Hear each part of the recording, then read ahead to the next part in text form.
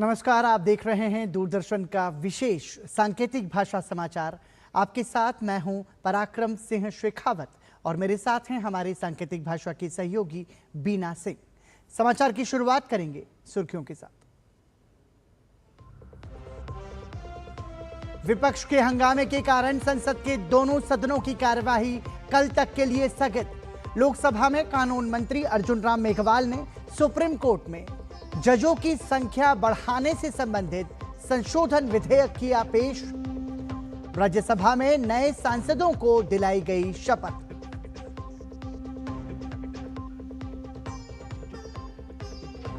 संसद के मॉनसून सत्र को लेकर प्रधानमंत्री नरेंद्र मोदी ने देश हित में सार्थक चर्चा का किया आह्वान।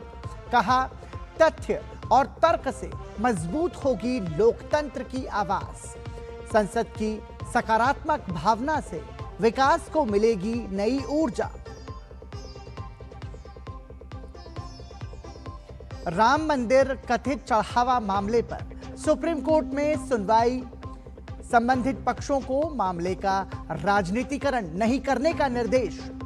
27 जुलाई को होगी अगली सुनवाई।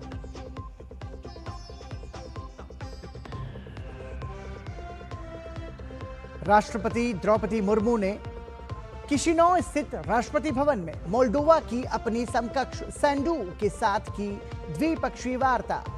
व्यापार, एआई और ऊर्जा सहयोग बढ़ाने पर जताई सहमति। आर्थिक और तकनीकी साझेदारी मजबूत करने पर जोर। मध्य प्रदेश की भाजपा सरकार का बड़ा कदम। राज्य सरकार ने विधानसभा में पेश किया यूनिफॉर्म सिविल कोड बिल 2026। कहा, इससे कानून सभी नागरिकों के लिए होगा समान।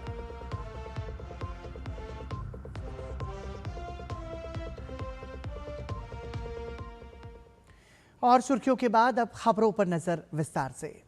संसद के मॉनसून सत्र का पहला दिन लगातार हंगामे की भेंट चढ़ा।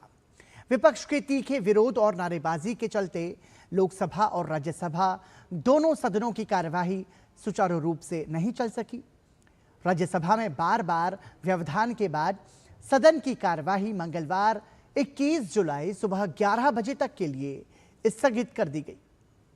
इससे पहले राज्यसभा के सभापति सीपी राधाकृष्णन ने सोमवार को उच्च सदन के 9 निर्वाचित सदस्यों को शपथ दिलाई। जिन सदस्यों ने उच्च सदन की सदस्यता की शपथ ली वो गुजरात, कर्नाटक, मध्य प्रदेश, मेघालय, मिजोरम, राजस्थान और पश्चिम बंगाल का प्रतिनिधित्व करते हैं।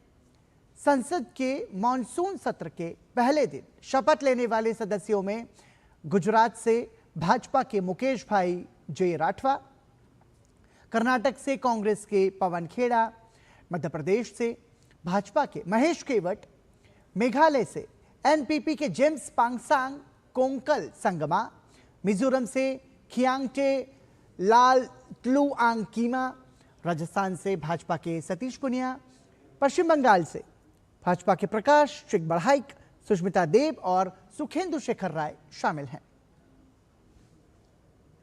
इसके अलावा राज्यसभा में आज सदन के दिवंगत सदस्यों और कतर के पूर्व अमीर को श्रद्धांजलि भी दी गई। सभापति सीपी राधाकृष्णन ने पूर्व सदस्य बलबीर पुंज, स्वपन साधन बोस, रंगासाई रामकृष्ण और एच हनुमंथप्पा के निधन पर गहरा दुख व्यक्त किया। सभापति ने कहा कि इन सभी के निधन से देश ने उत्कृष्ट सांसदों और जनसेवकों को खो दिया है। सभापति ने कतर के पूर्व अमीर के निधन पर भी शोक व्यक्त किया। सभी सदस्यों ने अपने स्थान पर खड़े होकर दिवंगत आत्माओं की स्मृति में मौन रखकर उन्हें श्रद्धांजलि अर्पित की। संसद के मॉनसून सत्र की शुरुआत आज विपक्ष के जोरदार हंगामे के साथ हुई। लोकसभा और राज्यसभा की कार्यवाही शुरू होते ही विपक्ष ने विभिन्न मुद्दों को लेकर सरकार को घेरने की कोशिश की। लगातार नारेबाजी और विरोध के कारण दोनों सदनों की कार्यवाही बार बार स्थगित हुई। नीट परीक्षा में कथित अनियमितताओं, अयोध्या राम मंदिर से जुड़े मुद्दे समेत कई विषयों पर चर्चा की मांग को लेकर विपक्ष लगातार सरकार के खिलाफ नारेबाजी करता रहा। हंगामे और नारेबाजी के बीच लोकसभा की कार्यवाही कल सुबह 11 बजे तक के लिए स्थगित कर दी गई। वहीं इससे पहले केंद्रीय विधि और न्याय मंत्री अर्जुन राम मेघवाल ने आज लोकसभा में सर्वोच्च न्यायालय न्यायाधीशों की संख्या संशोधन विधेयक 2026 पेश किया। इस विधेयक का उद्देश्य सर्वोच्च न्यायालय में न्यायाधीशों की स्वीकृत संख्या मुख्य न्यायाधीश को छोड़कर वर्तमान 33 से बढ़ाकर 37 करना है। वहीं मुख्य न्यायाधीश को मिलाकर कुल जजों की संख्या 34 से बढ़ाकर 38 हो जाएगी। Honorable Chairperson, sir, with your kind permission, I rise to lay on the table an explanatory statement, Hindi and English versions, showing reasons for immediate legislation by promulgation of the Supreme Court number of judges amendment ordinance 2026, number 1 of 2026. विपक्षी सदस्यों के लगातार हंगामे के बीच लोकसभा अध्यक्ष ओम बिरला ने सदन में प्रश्नकाल शुरू कराने का प्रयास किया। उन्होंने सदस्यों से सदन की गरिमा बनाए रखने की अपील की, लेकिन विपक्ष का हंगामा जारी रहने के कारण सदन की कार्यवाही सुचारू रूप से नहीं चल सकी। उन्होंने कहा, नारेबाजी से संसद की मर्यादा नहीं बनती, तर्कों के साथ चर्चा करें। मैं सबको उचित समय देता हूं, सार्थक चर्चा हो, संवाद हो, तर्क हो, इसके लिए संसद है। आप तर्क से चर्चा करें, नारेबाजी से संसद की मर्यादा नहीं बनती है। सदस्यों ने हाल ही में दिवंगत हुए अपने 6 पूर्व सदस्यों को श्रद्धांजलि भी अर्पित की। ये सदस्य थे नादेंडला भास्कर राव, ओमवती देवी, सुधांशु सील, मेजर जनरल भुवन चंद्र खंडूरी, सेवानिवृत्त, केपी धनपालन और प्यारेलाल सांखवार। सदन ने कतर के अमीर को भी श्रद्धांजलि दी। लोकसभा अध्यक्ष ओम बिरला ने कहा कि शेख हमद बिन खलीफा अल थानी ने भारत कतर संबंधों को मजबूत करने में महत्वपूर्ण भूमिका निभाई। प्रधानमंत्री नरेंद्र मोदी ने संसद के मॉनसून सत्र में सभी सांसदों से सदनों की कार्यवाही सुचारू रूप से चलाने में सहयोग की अपील की। उन्होंने तर्क और तथ्य के साथ सदन की चर्चा को समृद्ध किए जाने पर जोर दिया। उन्होंने कहा कि राष्ट्र निष्ठा से भरे हुए राष्ट्रभक्ति के लिए जी रहे आवाज को उचित मंच मिलता रहे। आज समय की मांग है कि राष्ट्र निष्ठा से भरे हुए राष्ट्रभक्ति के लिए जी रहे आवाज को सदन में उचित मंच मिलता रहे। वे अपनी आवाज को बुलंद करे, देश को दिशा दे। और इसलिए मैं आशा करता हूं और मुझे पक्का विश्वास है, जहां तथ्य होते हैं, जहां तर्क होते हैं, वहां तूफान के लिए जगह नहीं होती है। अगर तर्क मजबूत है, तथ्य मजबूत है, तो शांत चित्त से भी अपनी आवाज को बुलंद बनाया जा सकता है। मैं आशा करता हूं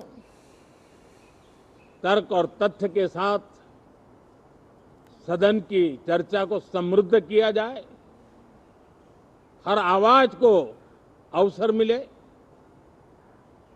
हर विचार को सम्मान मिले।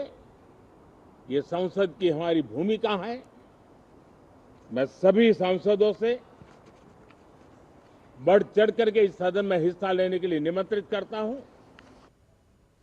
प्रधानमंत्री नरेंद्र मोदी ने स्काई रूट स्टार्टअप की उपलब्धि का जिक्र करते हुए कहा कि देश के युवाओं की क्षमता और उनकी आकांक्षा अंतरिक्ष जितनी असीम है। भारत के युवाओं ने अंतरिक्ष में नई उड़ान भरी है, बहुत बड़ी सफलता है।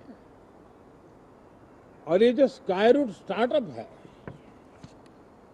उसमें जो नौजवान काम कर रहे हैं, मुझे बताया गया उनकी पूरी टीम की जो एवरेज एज है वो सिर्फ 28 साल है। ऐसे नौजवानों ने ये काम करके दिखाया है। मैं किसी 56 साल के नौजवान की बात नहीं कर रहा हूं। मैं देश के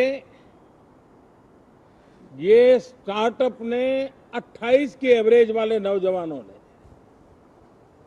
अंतरिक्ष में भारत का झंडा गाड़ दिया है। साथियों, ये संयोग नहीं, ये एक संदेश है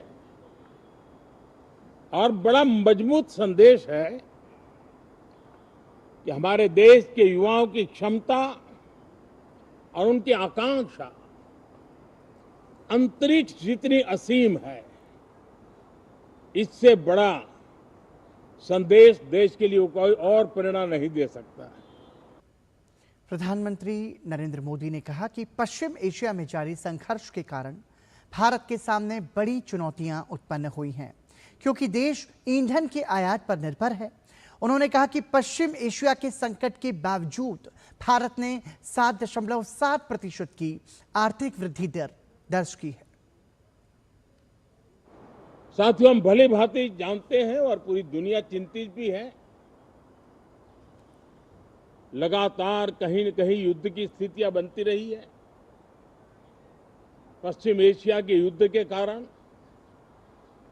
भारत जैसे देश जो एनर्जी के लिए औरों पर डिपेंडेंट है, उनके लिए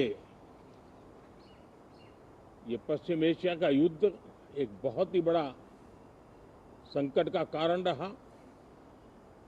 पेट्रोल, डीजल, एलपीजी, फर्टिलाइजर,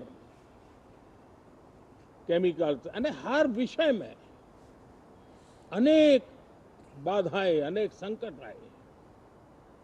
उसके बावजूद भी भारत 7.7% के ग्रोथ से दुनिया की मेजर इकोनॉमी में सबसे तेज गति से आगे बढ़ने वाला देश बन के रहा। ये भारत के सामर्थ्य का परिचायक है। भारत किस प्रकार से उत्साह और उमंग के साथ नई ऊंचाइयों को पार करना चाहता है, उसकी इसमें एक झलक है। और ऐसे में जब ये मॉनसून सत्र आरंभ हो रहा है, देश ने स्पीड पकड़ ली है और संसद का स्पिरिट उस स्पीड में नई ऊर्जा भर सकता है। पश्चिम बंगाल विधानसभा में जनहित के मुद्दों के समयबद्ध समाधान के लिए राज्य सरकार ने नई व्यवस्था लागू की है। मुख्यमंत्री शुभेंदु अधिकारी ने घोषणा की कि अब उल्लेख मेंशन और के दौरान विधायकों द्वारा उठाए गए सभी मामलों पर संबंधित विभागों को 7 दिनों के भीतर जवाब देना अनिवार्य होगा। यदि किसी मामले का तत्काल समाधान संभव नहीं है तो विभाग को उसका कारण बताना होगा या अतिरिक्त समय मांगना होगा। मुख्यमंत्री ने कहा कि विधानसभा में उठाए गए मुद्दे सीधे जनता की समस्याओं से जुड़े होते हैं, इसलिए उन्हें लंबित नहीं रखा जा सकता। उन्होंने निर्देश दिया कि विधानसभा सचिवालय से सभी मामलों की सूची उनके निजी सचिव को भेजी जाएगी और मुख्यमंत्री कार्यालय उनकी नियमित निगरानी करेगा। मुख्यमंत्री स्वयं भी इन मामलों की समीक्षा करेंगे तथा हर 3 महीने में कंप्लायंस रिपोर्ट प्रस्तुत की जाएगी। उल्लेख विधानसभा की कार्यवाही का वो हिस्सा है जिसमें विधायक स्पीकर की अनुमति से अपने क्षेत्र से जुड़े विकास कार्यों, जन समस्याओं और अन्य जनहित के मुद्दों को सदन में उठाते हैं तथा सरकार का ध्यान उनकी ओर आकर्षित करते हैं।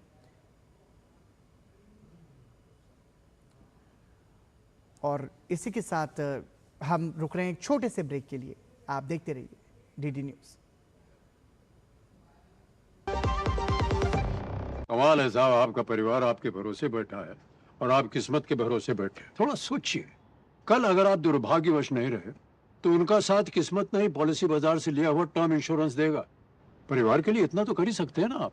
परिवार सबसे पहले। पॉलिसी बाजार पे 1 करोड़ का टर्म इंश्योरेंस सिर्फ 410 रुपए हर महीने से शुरू होता है। जब धरती चीर कर निकलता है लोहे का पत्थर और मिलता है मोंगिया के जोश से, फिर तपता है, पिघलता है और बनता है फौलाद।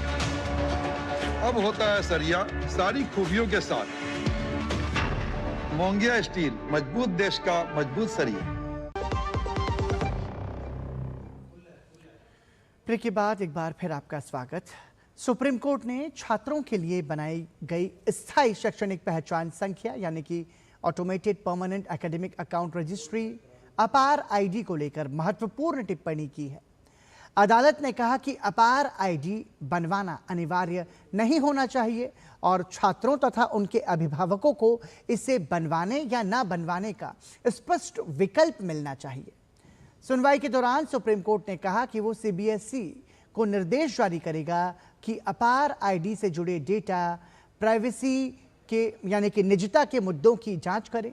अदालत ने यह भी कहा कि बोर्ड ओडिशा हाईकोर्ट के उस फैसले का पालन करे जिसमें अपार आईडी को पूरी तरह स्वैच्छिक यानी कि वॉलंटरी बताया गया था और किसी भी छात्र पर इसे बनवाने का दबाव नहीं डालने की बात कही गई थी।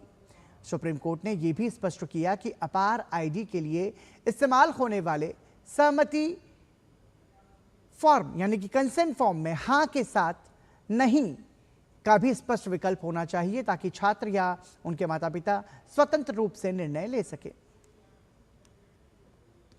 देश में मॉनसून पूरी तरह सक्रिय बना हुआ है।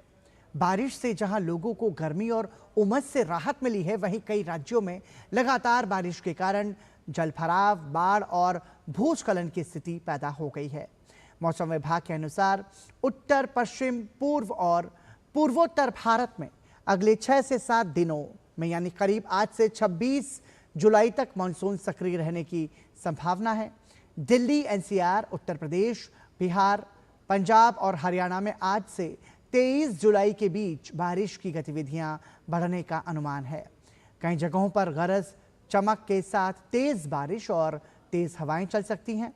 वहीं पूर्वोत्तर राज्यों में अगले कुछ दिनों तक भारी बारिश की संभावना को देखते हुए लोगों को सतर्क रहने की सलाह दी गई है। इसके साथ ही मौसम विभाग के मुताबिक आज से 22 जुलाई के दौरान जम्मू कश्मीर में, जबकि आज और 21 जुलाई को हिमाचल प्रदेश, उत्तराखंड, उप हिमालयी, पश्चिम बंगाल, सिक्किम, असम, मेघालय, नागालैंड, मणिपुर, मिजोरम और त्रिपुरा में भारी से बहुत भारी बारिश होने की संभावना है। इन इलाकों में तेज हवाओं, बिजली गिरने और भूस्खलन का खतरा भी बना हुआ है। वहीं असम में भारी बारिश के बाद बाढ़ की स्थिति गंभीर हो गई है। शिवसागर में डिखो नदी खतरे के स्तर से ऊपर बह रही है, जिससे सिमलुगुड़ी इलाके में पानी भर गया और रेलवे ट्रैक जलमग्न हो गया और इसके कारण सिमलुगुड़ी नामतियाली और सिमलुगुड़ी सेलेंघाट रूट पर ट्रेन सेवा रोक दी गई। मुख्यमंत्री हिमंता बिस्वा शर्मा ने हालात को देखते हुए सेना और वायुसेना को राहत बचाव के लिए तैयार रहने को कहा है। ताज़ा रिपोर्ट के मुताबिक 30 राजस्व सर्किल के 580 गांव बाढ़ से प्रभावित हैं और 1.70 लाख से ज्यादा लोग इसकी चपेट में हैं। धेमाजी, डिब्रूगढ़, शिवसागर, जोरहाट, तिनसुकिया समेत कई जिलों में राहत अभियान जारी है। एनडीआरएफ और एसडीआरएफ की टीम्स बचाव कार्य में जुटी हैं। गुवाहाटी के कई इलाकों में भी जलभराव की स्थिति बनी हुई है। आईएमडी के अनुसार मानसून की सक्रियता के कारण अगले 1 सप्ताह तक देश के कई हिस्सों में बारिश जारी रह सकती है। लोगों को नदी नालों, जलभराव वाले इलाकों और पहाड़ी क्षेत्रों में यात्रा करते समय सावधानी बरतने की सलाह दी गई है। मध्य प्रदेश में मानसून सत्र के पहले ही दिन मुख्यमंत्री डॉक्टर मोहन यादव की कैबिनेट से मंजूरी मिलने के बाद समान नागरिक संहिता विधेयक को विधानसभा के पटल पर रख दिया है। राज्य के तकनीकी शिक्षा एवं कौशल विकास मंत्री गौतम टेटवाल ने जैसे ही सदन में इस विधेयक को पेश किया, विपक्ष ने इसका विरोध किया। उत्तराखंड, गुजरात और असम के बाद मध्य प्रदेश देश का चौथा ऐसा राज्य बनने जा रहा है जो समान नागरिक संहिता लागू करने की दिशा में आगे बढ़ा है। कैबिनेट मंत्री कुंवर विजय शाह ने स्पष्ट किया कि विधेयक में जनजातीय समुदाय के रीति रिवाज, परंपराओं और सांस्कृतिक अधिकारों से कोई छेड़छाड़ नहीं की गई है। विधानसभा में यूसीसी बिल लाए जाने के दौरान सत्ता पक्ष और विपक्ष के बीच तीखी नोकझोंक देखने को मिली। कांग्रेस विधायकों ने अचानक बिल पेश किए जाने पर कड़ी आपत्ति जताई। विपक्ष के भारी विरोध और हंगामे के चलते विधानसभा अध्यक्ष नरेंद्र सिंह तोमर को सदन की कार्यवाही को 2 बार स्थगित करना पड़ा। मंगलवार को चर्चा और वोटिंग के बाद यदि यह बिल बहुमत से पारित होता है तो इसे राज्यपाल की मंजूरी के लिए भेजा जाएगा। ये यूसीसी जैसा निर्णय मध्य प्रदेश की सरकार के माननीय मुख्यमंत्री डॉक्टर मोहन यादव जी ने जो निर्णय लिया है, मैं उनका अभिनंदन करता हूं, स्वागत करता हूं और मातृशक्ति के सम्मान के लिए यह निर्णय लिया है। सर्वधर्म संभाव के साथ ये निर्णय लिया है। सारे धर्मों को एक साथ एक माला में पिरोने का काम करा है और ये लोगों को जो भेदभाव हुआ करता था अलग अलग तरीके से वो समाप्त होगा और इसमें कम उम्र की बेटियों की शादी हमारे मुस्लिम समाज में हुआ करती थी, उसकी उम्र भी निर्धारित होगी और बेटियों को बराबर सम्मान मिलेगा। पिता के अधिकारों में बराबरी का हिस्सा बेटी को मिलेगा। मैं इसका अभिनंदन करता हूँ, स्वागत करता हूँ। राष्ट्रपति द्रौपदी मुर्मू ने मोल्डोवा की अपनी ऐतिहासिक राजकीय यात्रा के दौरान राष्ट्रपति माया सांडू के साथ व्यापक द्विपक्षीय वार्ता की। ये किसी भी भारतीय राष्ट्रपति की मोल्डोवा की पहली राजकीय यात्रा है, जिसे दोनों देशों के संबंधों में ऐतिहासिक मील का पत्थर माना जा रहा है। संयुक्त प्रेस वक्तव्य में राष्ट्रपति ने मोल्डोवा की राष्ट्रपति माया सांडू सरकार और वहां की जनता द्वारा किए गए गर्मजोशी भरे स्वागत और आतिथ्य के लिए आभार व्यक्त किया। उन्होंने कहा कि भारत और मोल्डोवा के बीच पिछले 3 दशकों से मैत्रीपूर्ण संबंध रहे हैं, जो शांति, विकास और अंतर्राष्ट्रीय सहयोग की साझा प्रतिबद्धता पर आधारित हैं। दोनों नेताओं ने व्यापार और निवेश बढ़ाने, आपूर्ति श्रृंखलाओं को मजबूत करने, संपर्क बढ़ाने और कारोबारी समुदायों के बीच सहयोग को प्रोत्साहित करने पर सहमति व्यक्त की। राष्ट्रपति ने विश्वास जताया कि इस यात्रा के दौरान आयोजित भारत मोल्डोवा बिजनेस फोरम आर्थिक साझेदारी को नई गति देगा। राष्ट्रपति द्रौपदी मुर्मू ने मोल्डोवा की राष्ट्रपति को भारत आने का निमंत्रण भी दिया। हमने हाल के वर्षों में हुए प्रगति की समीक्षा की और उन विभिन्न क्षेत्रों में अपने सहयोग को और गहरा करने पर सहमति व्यक्त की। आर्थिक सहयोग हमारी साझेदारी का एक महत्वपूर्ण स्तंभ है। हम व्यापार और निवेश को बढ़ावा देंगे, सप्लाई चेन्स को मजबूत करेंगे, कनेक्टिविटी में सुधार करने तथा अपने बिजनेस कम्युनिटीज के बीच घनिष्ठ जो सुझाव को प्रोत्साहित करने पर सहमति हुई। सुविधाजनक समय पर मुझे राष्ट्रपति सांडू का भारत में स्वागत करने की भी प्रतीक्षा रहेगी। मुझे विश्वास है कि हम भारत और मोल्डोवा के बीच एक मजबूत, भविष्योन्मुखी और परस्पर लाभकारी साझेदारी का निर्माण जारी रखेंगे। राष्ट्रपति द्रौपदी मुर्मू ने अपनी मोल्डोवा यात्रा के दौरान वहां की संसद का दौरा किया। इस अवसर पर उन्होंने मोल्डोवा के संसद अध्यक्ष इगोर ग्रोसू के साथ औपचारिक मुलाकात की। मुलाकात के दौरान राष्ट्रपति द्रौपदी मुर्मू ने भारत मोल्डोवा संसदीय मैत्री समूह के सदस्यों से भी बातचीत की। इस चर्चा का मुख्य उद्देश्य दोनों देशों के बीच विधायी संबंधों को मजबूत करना और आपसी सहयोग के नए क्षेत्रों पर विचार विमर्श करना था।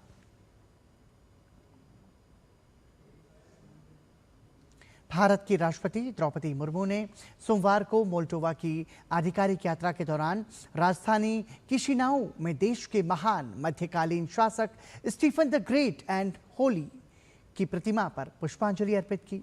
राष्ट्रपति का ये श्रद्धांजलि समारोह भारत और मोल्डोवा के बीच ऐतिहासिक, सांस्कृतिक और मैत्रीपूर्ण संबंधों के प्रति भारत के सम्मान का प्रतीक माना जा रहा है।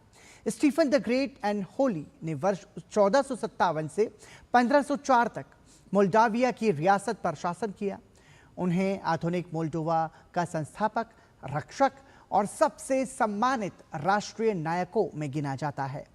विदेशी आक्रमणों से देश की रक्षा करने और मोल्डोवा की राज्य व्यवस्था को मजबूत करने के कारण उन्हें साहस, एकता और दृढ़ता का प्रतीक भी माना जाता है। राष्ट्रपति द्रौपदी मुर्मू ने श्रद्धांजलि अर्पित कर भारत और मोल्डोवा के बीच संप्रभुता, शांति और पारस्परिक सम्मान जैसे साझा मूल्यों के प्रति भारत की प्रतिबद्धता दोहराई। 16 साल का इंतजार खत्म हो गया है। फुटबॉल इतिहास में एक नया अध्याय जुड़ गया। स्पेन ने डिफेंडिंग चैंपियन अर्जेंटीना को हराकर दूसरी बार फीफा विश्व कप का खिताब अपने नाम कर लिया। न्यू जर्सी से हमारे संवाददाता अभिषेक महाजन की यह रिपोर्ट देखिए।